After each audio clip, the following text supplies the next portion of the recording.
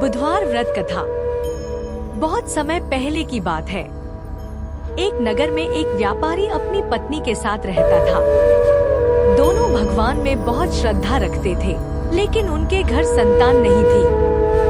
कई वर्षों तक पूजा पाठ करने के बाद भगवान की कृपा से उनके घर एक सुंदर पुत्री का जन्म हुआ। पुत्री बड़ी होकर बहुत सुंदर और गुणवान बनी। जब उसकी शादी की उम्र हुई तो व्यापारी ने उसका विवाह एक अच्छे घर में तय कर दिया।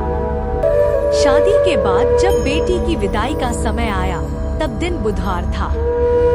परिवार के लोगों ने दामाद से कहा, बुधवार के दिन यात्रा करना शुभ नहीं माना जाता, इसलिए आज मत जाओ। लेकिन दामाद को इन बातों पर विश्वास नहीं था। उसने कहा, ये सब अंधविश्वास है, मैं आज ही अपनी पत्नी को लेकर जाऊंगा। वह अपनी पत्नी को बैलगाड़ी में बैठाकर निकल पड़ा। रास्ते में दोपहर के समय उसे प्यास लगी। उसने पत्नी से कहा, मैं पास के कुएं से पानी लेकर आता हूँ। जैसे ही वह पानी लेने गया, तभी वहाँ बिल्कुल उसी के जैसा दिखने वाला दूसरा आदमी आ गया और उसकी पत्नी के पास बैठ गया। जब असली पति वापस लौटा तो उसने देखा कि उसकी पत्नी के पास उसकी ही शक्ल वाला एक और आदमी बैठा है। यह देखकर वह हैरान रह गया। दोनों में झगड़ा होने लगा। दोनों कह रहे थे, ये मेरी पत्नी है। आसपास के लोग इकट्ठा हो गए। किसी को समझ नहीं आ रहा था कि असली पति कौन है। तभी व्यापारी का दामाद समझ गया कि यह सब बुधवार देवता का क्रोध है, क्योंकि उसने लोगों की बात नहीं मानी और बुधवार के दिन यात्रा की। वह मन ही मन भगवान बुद्धदेव से क्षमा मांगने लगा।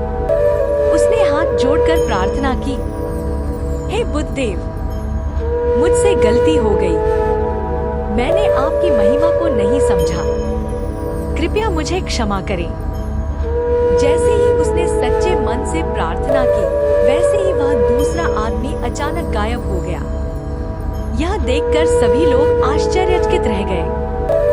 दामाद अपनी गलती समझ चुका था। उसने प्रण किया कि अब वह बुधवार के दिन कोई अशुभ कार्य नहीं करेगा और भगवान बुद्धदेव का व्रत करेगा। इसके बाद वह अपनी पत्नी को लेकर खुशी-खुशी घर पहुंच गया। तभी से माना जाता है कि जो व्यक्ति श्रद्धा और विश्वास से बुधवार का व्रत और कथा करता है, उसके जीवन में सुख शांति और बुद्धि का वास होता है। कथा से सीख, बड़ों की बात माननी चाहिए। भगवान और परंपराओं का अपमान नहीं करना चाहिए। सच्चे मन से प्रार्थना करने पर भगवान क्षमा जरूर करते हैं।